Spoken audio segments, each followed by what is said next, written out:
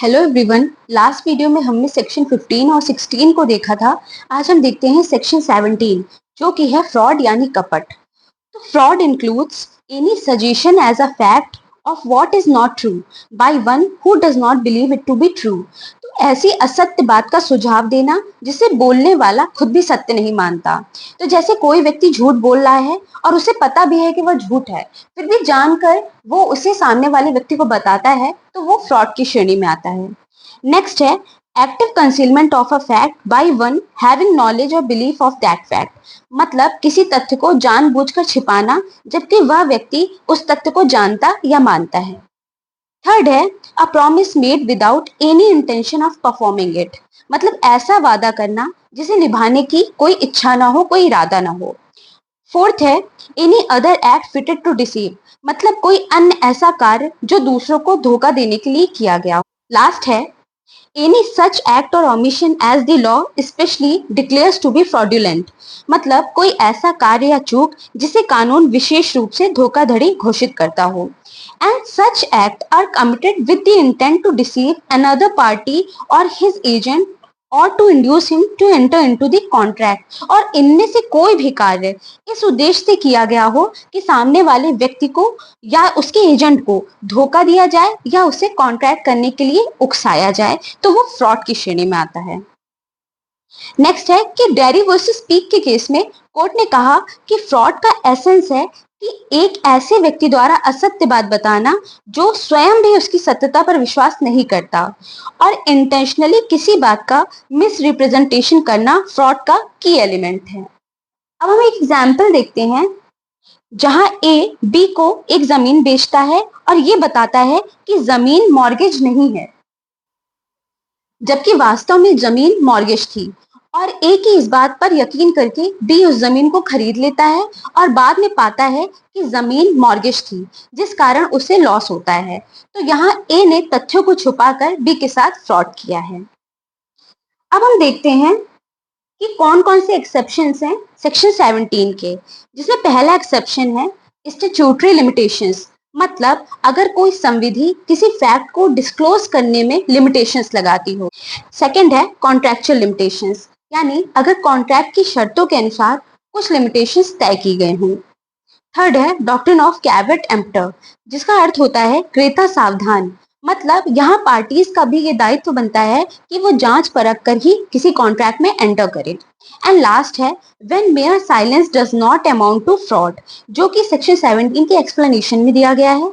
मतलब ऐसी कंडीशन जबकि सिर्फ चुप रहना फ्रॉड की श्रेणी में नहीं आता। अब हम इन एक्सेप्शंस को कुछ एग्जाम्पल से समझते हैं। तो जैसे ए नीलामी के द्वारा अपना घोड़ा बी को बेचता है।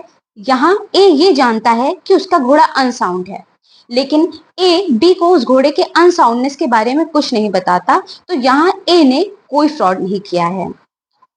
नेक्स्ट इलस्ट्रेशन है कि ए और बी जो कि ट्रेडर्स हैं, एक कॉन्ट्रैक्ट करते हैं। ए को ये प्राइवेट इंफॉर्मेशन मिलती है कि मूल्यों में कुछ परिवर्तन हुआ है, जिससे हो सकता है कि बी कॉन्ट्रैक्ट में आगे बढ़ने के लिए मना कर दे या अपना विचार बदल दे। तो यहाँ ए बाउंड नहीं है कि वो ये जानकारी बी को दे। अब हम देखते हैं वो कंडीशंस जिसमें साइलेंस अमाउंट्स टू फ्रॉड, यानी चुप रहना भी फ्रॉड की श्रेणी में आता है। तो जिसमें पहला है where there is duty to speak, यानी जहां बोलना दायित्व होता है। सेकंड है स्टैट्यूट रिक्वायर्स डिस्क्लोजर, यानी जहां संविधि फैक्ट्स को डिस्क्लोज करने का आदेश देती है। And the last one is when silence is equivalent to speak. मतलब कभी कभी कुछ ऐसी कंडीशंस होती हैं जहां चुप रहना भी बोलने के बराबर ही समझा जाता है। अब हम एक एग्जाम्पल से देखते हैं। यहाँ हम पहले वाला ही एग्जाम्पल लेते हैं जहां पर घोड़ा अनसाउंड माइंड का था। तो यहाँ मान लेते हैं कि बी ए की डॉटर है। तो यहाँ रिलेशन की वजह से ए का ये दायित्व हो जाता है कि वो बी को घोड़े के अनसाउंडनेस के बारे में बताए। नेक्स्ट एग्जाम्पल है कि बी ए को कहता है कि अगर तुमने इनकार नहीं किया तो मैं ये बात मान लूंगा कि घोड़ा साउंड माइंड का है। तो इस जगह पर ए का silence is equivalent to speak, इसलिए उसे फैक्ट्स बताने होंगे। अब हम आगे देखते हैं कि सेक्शन 19 प्रोवाइड करता है कि अगर यहाँ पार्टी के पास ऑर्डिनरी डिलीजेंस यानी सामान्य सूझबूझ से सत्य को जानने के साधन मौजूद थे तो उस केस में कॉन्ट्रैक्ट वॉइडेबल नहीं होगा। अब देखते हैं कि what is the effect of fraud. मतलब यहाँ पर अगर कोई भी कॉन्ट्रैक्ट है जो फ्रॉड के थ्रू किया गया है तो उसका क्या इफेक्ट होगा। तो यहाँ पर कॉन्ट्रैक्ट वर्डेबल हो जाता है और एग्रीव पार्टी के पास ये ऑप्शन होता है कि वो चाहे तो इसे इन्फोर्स करवा ले या तो इसे वर्ड डिक्लेयर करवा दे। अब नेक्स्ट आता है मिस रिप्रेजेंटेशन, जिसे सेक्शन 18 में बताया गया है। तो ये तब होता है when one party makes a false statement of fact believing it to be true and this statement induces the other party to enter into a contract। मतलब जब कोई पक्षकार किसी तथ्य के बारे में झूठा कथन करता है लेकिन वह उसे सच मानकर करता है और यह कथन दूसरे पक्षकार को कॉन्ट्रैक्ट में एंटर करने के लिए इंड्यूस करता है। तो यहाँ फ्रॉड में जहां पर कथन ये जानते हुए किया जाता है कि वो गलत है, लेकिन मिस रिप्रेजेंटेशन में पार्टी स्वयं भी उस तथ्य को सही मानते हुए उसका कथन करती है। अब according to section 18, positive assertion made in a manner not warranted by the information of the person making it though he believes it to be true। मतलब एक ऐसा सकारात्मक कथन करना जो कि उस व्यक्ति की जानकारी के आधार पर उचित नहीं है, भले ही वह उसे सच मानता हो। यानी यहाँ पर व्यक्ति को पूरी जानकारी नहीं है फिर भी वो उस तथ्य को पूरा सच मानकर उसे बताता है। सेकंड है breach of duty without intent to deceive which brings an advantage to the person committing it by misleading another। मतलब कर्तव्य का ऐसा उल्लंघन करना जिसमें धोखा देने का इरादा तो नहीं है लेकिन उससे करने वाले को लाभ मिलता है और दूसरा व्यक्ति भ्रमित हो जाता है। मान लीजिए कोई व्यक्ति अनइंटेंशनली कोई गलती करता है पर उस गलती से उसे फायदा हो जाता है और दूसरा व्यक्ति जो सामने वाला है वो भ्रमित हो जाता है।